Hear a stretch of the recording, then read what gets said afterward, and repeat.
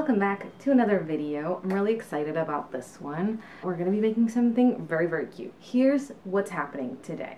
I've just finished making a mock-up for what we're doing, what I'm going to start today. So this is the mock-up that I'm wearing right now. This is an old bed sheet. The fabric that I'm going to be using for today is the cutest. Oh my god, they're wearing little mushroom hats. Oh, they're so cute. It's this Polycotton from Minerva.com. And I just got this for my Minerva Brand Ambassador program pick, and I'm really excited to use this. I'm not sure if I'm gonna get to do exactly what I'm wearing right now because this fabric is not very wide at all. This is about, 56.5.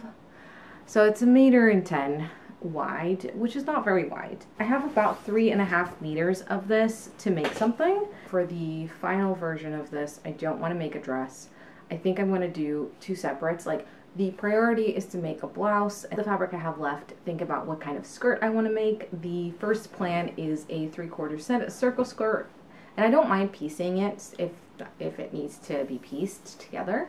That's fine. The plan for the blouse in my head was to do like some cute frill like this with this kind of collar with the little, you know, tucks and stuff. But first of all, something weird happened here. Obviously I drafted this myself, so that could be why I'm not a pattern drafter. And also my partner pointed out that it becomes like quite heavy up top. Yeah, like I want it to be kind of a versatile blouse for winter and autumn. So I'm thinking that we're gonna forego this collar situation and just do a regular sized Peter Pan collar. This is self-drafted sort of, but I drafted it from Gertie's Ultimate Dresses book.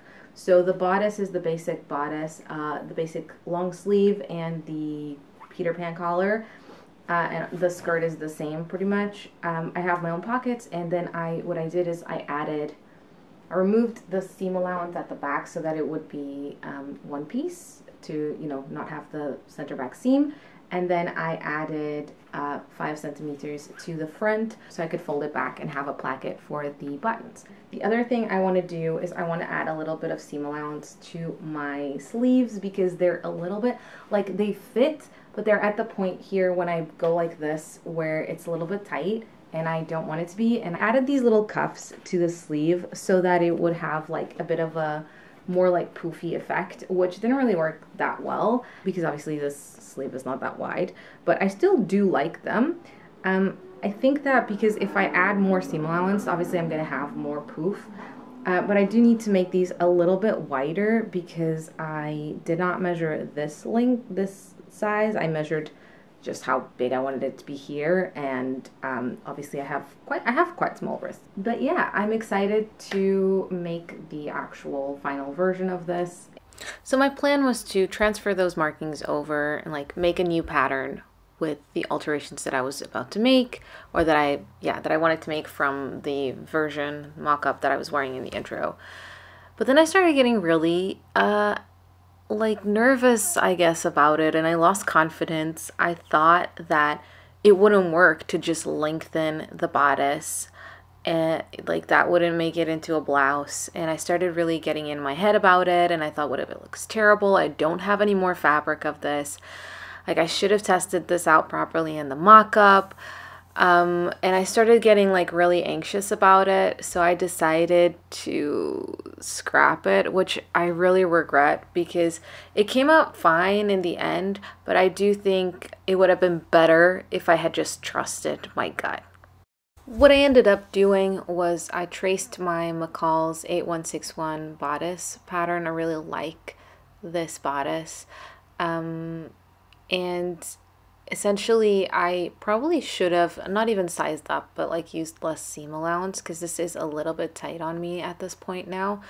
But what I wanted to do was I traced it, but instead of using the front as you can see here for cutting on the fold, I am going to add the same 5 centimeters to the front to which kind of includes seam allowance and a placket for my buttons.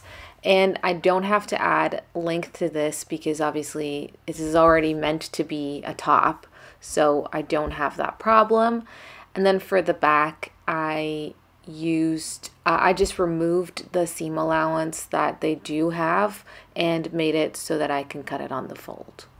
And obviously then once I've got all my pattern pieces, I can start cutting into my beautiful fabric. I also went ahead and got my skirt pieces out because I don't know, I just thought that maybe I could think about ways to use the fabric in a more, like, I don't know, just, I don't know, I was scared I was going to have to do Tetris with this, so I had all my pattern pieces ready just in case. I did end up having to piece my skirt pieces, so I had to add a small little triangle at the corner on the back. No, I'm not sure. I think it was on the front pieces actually. So I did have to add a little bit, but honestly it was fine. And I can tell you I had only like the smallest bits of scrap left from this. I used every little bit. I did have to recut my collar because I made a mistake. I cut it upside down because obviously this pattern is directional. So I got distracted puzzling things out. But yeah, otherwise I got everything on there and I got pretty much 0 leftovers. So then it was time to start interfacing things. I did interface part of the waistband, so the outer, not the facing. I also went ahead and interfaced my collar pieces. What else did I interface? I did the cuffs as well. I did have to, or I didn't have to, but I chose to piece together some like scraps of interfacing that I've had laying around because they don't really use them for anything else, but it feels bad throwing them away, so I just kind of like pieced them together on top. And this, actually this is, yeah, that's the collar. These are the collar pieces. So the collar gets stitched together at center back, so you end up cutting 4 of these. And this is where I made a mistake actually. So I said I cut it upside down, but actually what I did is I interfaced it to the wrong side. So then I had to go and find a piece to cut it from. Yeah, so that was not smart of me. So once I'd correctly interfaced 2 of my collar pieces out of all of the 4, I went ahead and interfaced my facings as well. Hello. So I've just finished doing all my interfacing and all of that stuff. I've threaded my serger. My machine is already threaded with white, which is what I'm using for this. And so what I'm going to do now is I'm going to batch pin everything I can. So everything that can be pinned together now and stitched is going to, and then I stitch everything, press everything, and serge everything in batches. You've seen me do this in other videos now where I stitch stuff in batches. So here we're going to be pinning together the facings at the shoulders. I'm also going to be assembling my waistbands already, both the facing and the regular. So we're just going to be stitching that down the short ends, pinning that down on both sides. The collars also need to get stitched up at the center back. There's a facing and a regular, so both of them need to get stitched. Then I'm going to be doing the darts on the back and the front. The back has shoulder darts and the front has bust darts, I believe. The skirt pieces also need to get stitched together. This is how I pieced it together. I tried, it was going to be impossible to pattern match, so I did make sure that it was all going in the same direction. The last thing I'm pinning at this point is the pockets to their respective skirt pieces, and then we're ready to start stitching. Now it's a matter of just sitting at the desk with, you know, good playlist on and just stitch, stitch, stitch until you've done the whole batch that you've just pinned, and then we can go ahead and move on to the next step, which is going to be serging everything. So I went ahead and serged all the seams that I had stitched, and I serge everything together unless there's a specific reason why I'm not doing that. Usually just because it's a lot easier and I don't really care. It doesn't make a difference to me once it's sewn. I know some people really, it bothers them to not have seams like pressed open, but it doesn't bother me. And then I also went ahead and serged any raw edges that were going to be like left, that I needed to finish, you know, that I wasn't going to like sew into anything. And then I pressed all of those seams again in preparation for whatever is the next step depending on the seams. So for some things, there's going to be no more sewing. Like this is where I pieced together the skirt, and you cannot see this when I'm wearing it. Whereas for the pockets, I'm still going to understitch them, so there's going to be more steps happening. So yeah, depending on what I'm doing with things, I'll press accordingly, but usually I just press everything to one side, and that's it. While I've got the iron on, I'm also gonna go ahead and press the seam allowance up on the waistband facing. And any other kind of things that I need to press like that, like I also pressed the fold line and center front of the blouse. So the little like button placket, I guess, I pressed that as well. So made sure that I had everything ready, everything that could be pressed and that, you know, that I needed an iron for it, like I would do it at this point. And then it's time for more pinning. This time I'm doing the sleeves, so the underarm seam, the cuffs, all of the pieces that go with the sleeves, because on the first batch of stitching I was doing the ease stitching up at the shoulder, like where the sleeve gets set in, and also at the bottom of the sleeve. Other things I'm pinning together at this point are the blouse, so I'm putting it together at the shoulders and at the sides in one go. I'm also going to be preparing the collar, so I'm just matching the center back seams and then just pinning it all around. And the other thing I'm doing is putting together the skirt, so I'm just stitching together the side seams, making sure my pockets are matching up and all of that good stuff. Once all of those seams had been trimmed, serged, pressed, all of that, I went ahead and added the waistband to the skirt. I first added the interfaced waistband to the skirt, like with right sides together, making sure that my fabric was like in the right direction, because obviously my waistband is just a square, so, or like a rectangle, I guess. And I'm also making sure that I'm pinning my pockets towards the front, because obviously I've pinned my pockets I sew my pockets into the waistband for, you know, better weight distribution and all of that. I do this is like my pocket method, I guess. It's the one I use for every skirt, so if you've watched any other skirt video of mine, you've seen me do this before. I also burnt the edges of a couple of my tags to prepare them to be sewn into the facings of both the skirt and the blouse. And I just kind of looked at where I wanted them to go and like the placement, and then pinned them in preparation for sewing. The other thing I'm pinning at this point is the sleeve cuffs to the sleeves. I'm matching the underarm seam first, and then I'm using those ease stitches that I put in earlier to kind of gather all of the ease and like fullness of the sleeve into just the spot like opposite the seam that I have. And this is just a method. You could do this any way you like, really, but I kind of like when there's a little like tuck or a little poof, and because I didn't have that much gathering to do, I felt like it would look better if it was all in one place and looked more like a design aspect rather than just a mistake than if I had like spread it over the kind of circumference of the cuff. Okay, so update on how this project is going.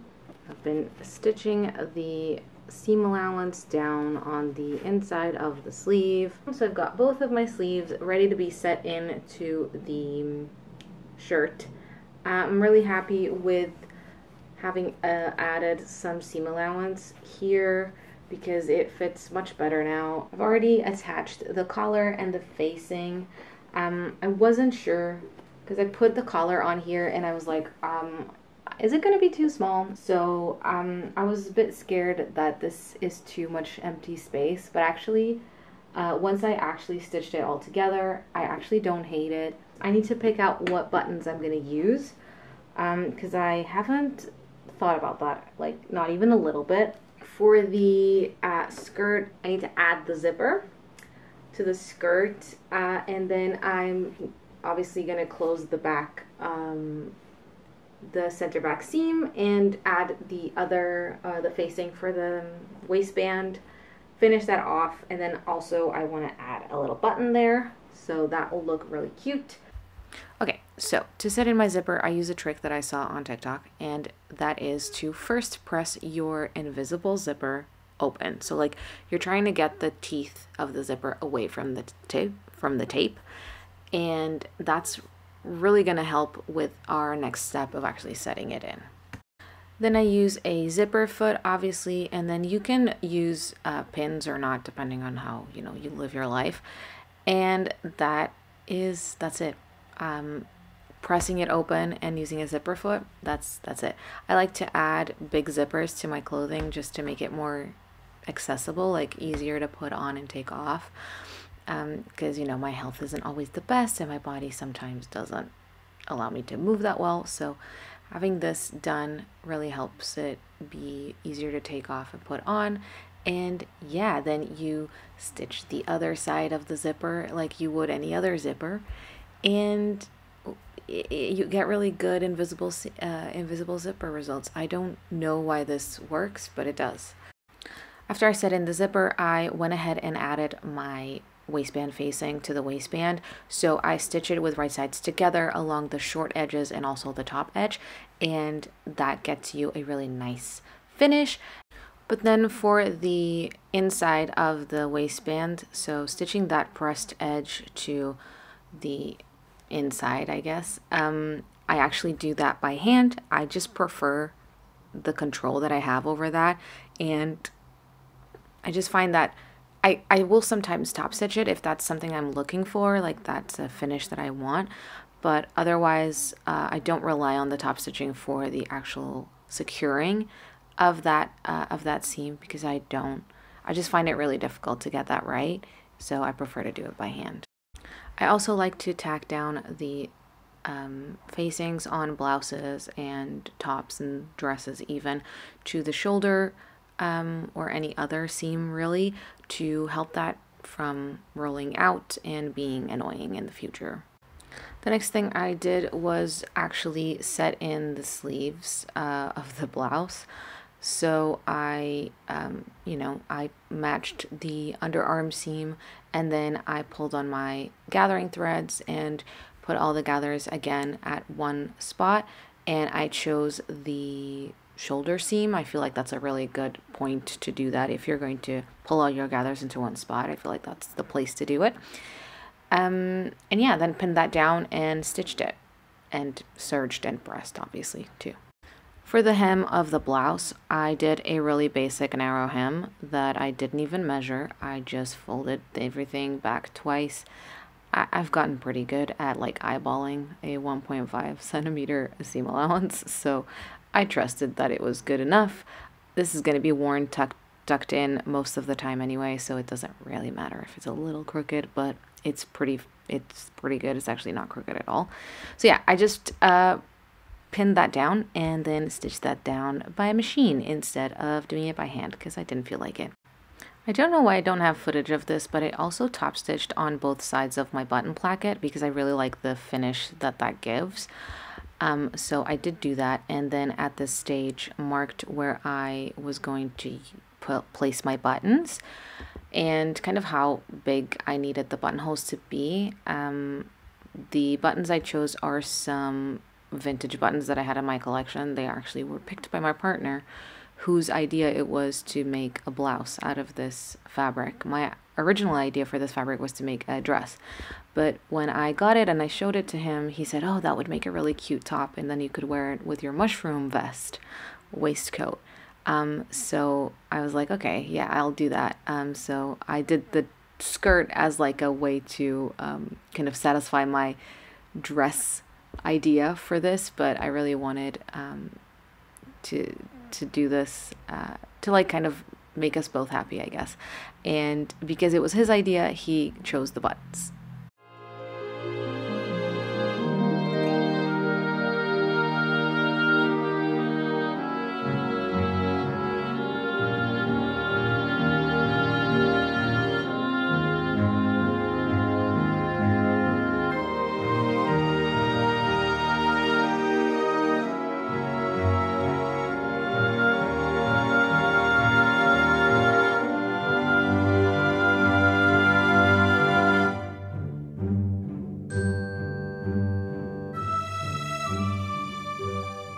Right, so today we're gonna have a cozy wrap up. I did forget to show you a couple of steps. I'm not sure if you know this, but I make most of these projects for this channel on my weekends. Sometimes I'll have like little jobs to finish and I'll do those in the evenings throughout the week just to keep the project moving. I do try to film as much as possible and I like having more footage to work with, but for this project I actually gave myself a deadline that I didn't need to give myself, but it was more like let's see if I can do it in this time. So as you saw in the reveal footage, I did wear this outfit to the Minerva pop-up store events. The weekend that I filmed this was the weekend before the event, so I had that week to finish everything and like make it, and I also obviously had other things to do, like I have another job. It all worked out, I did it, but it came at the cost of not filming everything. So obviously I attached the buttons as I always do. These are shank buttons. I'm sure you can see it in the footage. When I twirl, you can see in the skirt that I hemmed it with bias binding that is not the same color as the skirt. Obviously I did not have pretty much any fabric left. I used some cotton poplin, also from Minerva actually, that I had in my stash. It's like this really beautiful like bottle green. There's like some little leaves and things in the print that have green in them. Yeah, I honestly, I love this set. I wear it a lot. I thought it was gonna be like a really cute novelty thing that I was gonna get a little bit of wear out of, but not that much. But I actually ended up, even just, it's been like what? Today's like November 9th. So it's been like a month and a half since I made it. I have worn it a lot. The other thing that a lot of people were concerned about when I wore it to the event is that I didn't pre-wash this fabric. I very rarely pre-wash fabrics, and a lot of people were like, ooh, you're really playing with fire, because you know cottons do tend to shrink. I haven't had a problem yet. Cottons especially have this like starchiness when you buy them, that once you wash them it goes away. Yeah, that stiffness kind of went away and it made the fabric a lot more comfortable and a lot more malleable. So I actually it didn't change the fit in any way. So yeah, next week's video is going to be something a little bit different from what I usually do, so make sure you're subscribed for that. Definitely give me a follow on Instagram, on minerva.com, or you know, on TikTok, or all three, why not? Go crazy. All of the links to that are below. I also have linked this fabric and all of materials that I used that I could link, except, you know, obviously my vintage buttons I could not link, but everything else I have linked below. So yeah, I think that's everything I have to say for today. Thank you so much for watching and for being here. I hope you enjoyed this video, and I will see you in the next one.